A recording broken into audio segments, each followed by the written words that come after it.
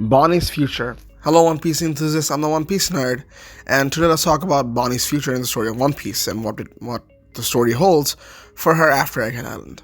We've seen supernovas being dealt with the past, and most of the supernovas, including major ones, I'd like to say as Law and Kid, were also dealt with pretty, I would say, nonchalantly, or the way I didn't really expect. Kid, of course, really wasn't a major player considering his feats in Wano. I always thought that Kid wasn't going to make through much of the New World after Wano, and that's exactly what happened. For Law, however, I kept a special seat reserved for him, especially because of him as a character, what he is, and of course, his prevalence on the story with his Devil Fruit and the Will of D. And that is, of course, coming in hand. We don't know the survival of a Kid, but we do know that Law survived and he's going somewhere. But with Bonnie, on the other hand, she, I believe, is going to be the most special supernova we've yet to see. Before we move on, make sure to like and subscribe. It helps the channel a lot. Now that you have, let's begin.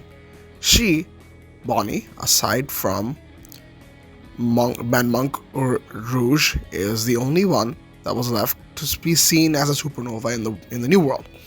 And yeah, although she didn't get much of a screen time in I would say in Sabaody Archipelago, but she did get most of the screen time in between all of those pages where we've seen scenes of her in Marineford. We've seen her dealt with after the war, after Akainu captured her, and we've seen her time and time again in Marijoa. And of course, she's related to one of the most prevalent characters in the story, which is Kuma. And yeah, as much as I like to say that Kuma has a tragic character and you're probably thinking that Kuma probably won't see the light of day. Kuma might not, but I believe Bonnie will. Bonnie is very different. Bonnie, if Oda does decide to end Kuma here, I would like to think Bonnie would be the one to carry the torch. However, with the other examples of the supernovas, either they've been dealt with when they were introduced or they went their separate ways with their crews. For Bonnie, however, she doesn't have a crew. She doesn't have a crew. She doesn't know where she could go. I don't really think Egghead Island is going to be safe anymore. From what it seems, Egghead Island will probably be thrown in dust, probably on the hands of the world government. It'll probably be with the hands of the world government, the way they thought it would, while having Vegapunk's equipment and whatever. Because if you think about it this way, Vegapunk needs to get out of Egghead Island alive. And if that's going to be happening, and if the Straw Hats leave, and I'm probably thinking that Luffy won't make Egghead his territory, I'd like to believe that Vegapunk leaves, and the Egghead Island will be placed under the world government's jurisdictions.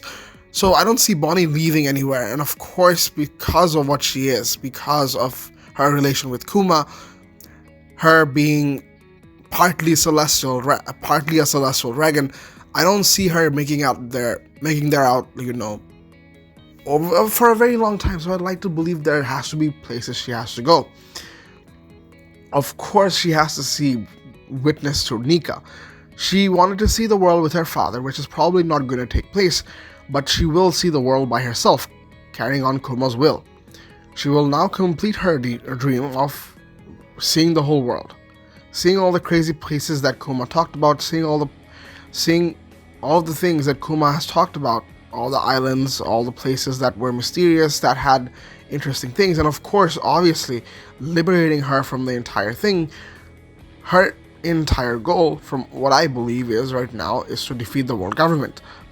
Yes, it's true that her sort of anger is at Saturn specifically at this point of the story, but once she figured out that Saturn is not the only one that is playing the cards, Saturn is not the only one that played part in what Kuma went through or even what Bonnie went through, I'd like to believe she will know about the world government in and of itself.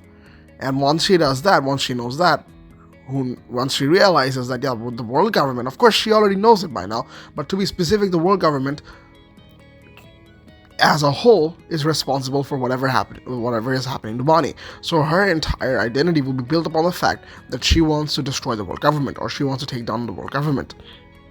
I think that sort of an aim is sort of plausible after the events, especially if Kuma is dying.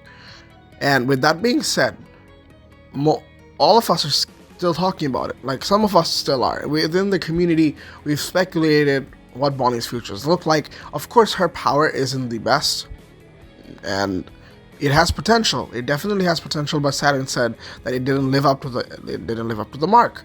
But devil fruits can be very, I would say, surprising, because look at Momonosuke. Momonosuke's fruit initially was supposed to be a failure. It was marked by a failure by Vegapunk because of its color, just because of its color.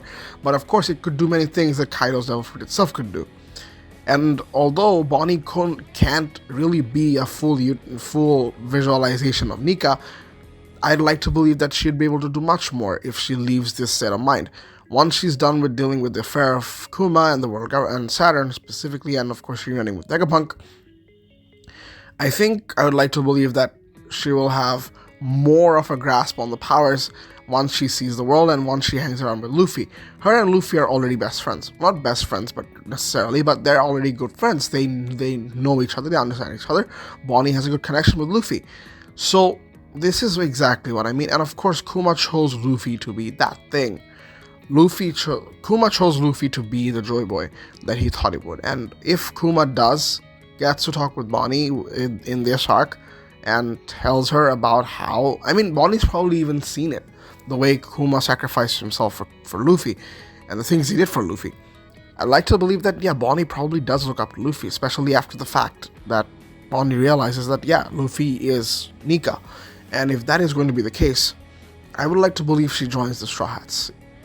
If that isn't the case, I don't know what is. I don't know where her life goes. Vegapunk will most probably be on the run. If there is a place for Vegapunk to settle down after the story, it's probably on Elbaf, but that too is very risky. If Vegapunk does survive, I'd like to believe he goes with the Straw Hats. If not, certain twists and events, if Kizaru does change his mind, maybe Kizaru and Vegapunk travel together to protect, and Kizaru realizes that the world government is at fault and I want to go against it. Maybe he will. If that change does eventually happen, I can see Vegapunk and Kizaru roaming around the seas together, but that is still not enough for the world government to stop chasing Vegapunk. And if that is going to be the case, I think Vegapunk is sticking to the Straw Hats permanently, unless we find something else out there in the world that gives Vegapunk the exact same protection the Straw Hats give. And I don't see it happening anytime soon.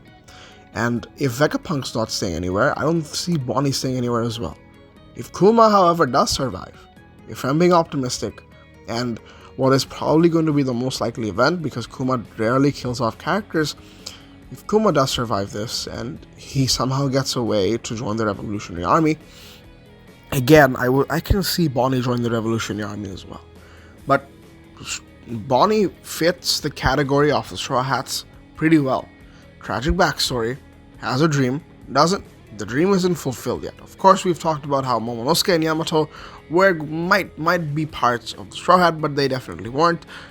I can see it happening to Bonnie as well, but again, if it's a potential candidate, and I think this is going to be a stronger candidate than both of them from Wano, I would say that, she definitely joins the Straw Hat, and I believe that Bonnie deserves to see the end of the world government, if not Kuma. If Kuma's not going to see the end of it, Bonnie definitely should. And the only ones that is taking on the world government at this point in the story is the Straw Hats, and that is a given.